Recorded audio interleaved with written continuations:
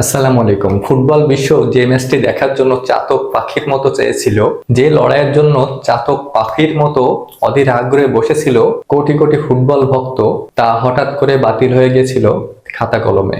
ইউরোপের রাজা স্পেন আর ল্যাটিন আমেরিকার সম্রাট আর্জেন্টিনা, দুই মহাদেশের দুই মহাতারকার সেই স্বপ্নের ফিনালিসিমার কথা মনে আছে তো? হ্যাঁ, যে ম্যাচটি টেবিলে বসে বাতিল করা হয়েছিল, ফুটবল বিধাতা যেন নিজের হাতেই সেই স্ক্রিপ্ট নতুন করে লিখলেন। কোনো সাধারণ প্রীতি ম্যাচ বা টুর্নামেন্ট নয়, বাতিল হওয়া সেই ফিনালিসিমা এবার রূপ নিচ্ছে ফুটবল ইতিহাসে সব থেকে বড় মহাযুদ্ধে। ফিফা বিশ্বকাপ ফাইনালে ইতিহাসে 16 বছরের রেকর্ড ভেঙে এই প্রথম বিশ্বকাপের ফাইনালে মুখোমুখি হচ্ছে ইউরো ও কোপা আমেরিকা চ্যাম্পিয়নরা।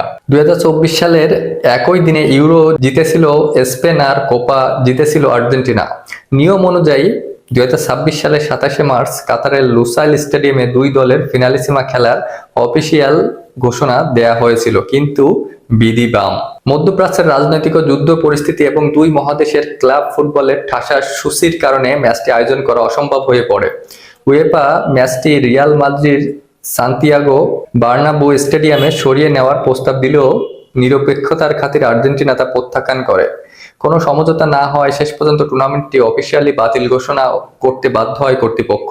তখন কোটি ভক্তের স্বপ্ন মেসি এবং লামিন ইয়ামাল, সেই গুরু শিষ্য লড়াই তখন অপূর্ণই থেকে যায়। কিন্তু ফুটবল প্রেমীদের সেই আক্ষেপ বেশি দিন টিকতে দিলেন না ফুটবল বিধাতা। 2026 বিশ্বকাপ দুই দল যেন আগুন ঝরিয়ে মাঠের লড়াইয়ে সেমিফাইনালের কঠিন বাধা পেরিয়ে স্পেন আর আর্জেন্টিনা উভয় দলই জায়গা করে নিয়েছে বিশ্বকাপের ফাইনালে। এর অর্থ কি দাঁড়ালো? যে লড়াইয়ের ট্রফি কোনো অফিস কক্ষে হারিয়ে গিয়েছিল, তা এখন ফিরে এসেছে ফুটবল বিশ্বের সর্বোচ্চ মর্যাদার মঞ্চে। রবিবার এই ফাইনালে শুধু বিশ্বকাপের শিরোপার লড়াই নয়, এটি এখন অলিখিত ইতিহাসের সব থেকে হাই ভোল্টেজ ফিনালিসিমা। এই ম্যাচের সব থেকে বড় আকর্ষণ কি? অবশ্যই লিওনেল মেসি এবং স্পেনের বিস্ময় বালক লামিন ইয়ামাল। গুরু শিষ্যর এই লড়াইটা ফিনালিসিমায় না দেখা গেলেও 2026 বিশ্বকাপের ফাইনালে ঠিকই দেখা যাবে। বার্সেলোনা একাডেমি থেকে উঠে আসা লামিন ইয়ামাল, যাকে নিজের আদর্শ মানেন, যার কোলে একসময় বাথটাবে পানি ছিটাতেন, আর সেই ফুটবল সম্রাট লিওনেল মেসির মুখোমুখি তিনি পৃথিবীর শ্রেষ্ঠত্বের মঞ্চে।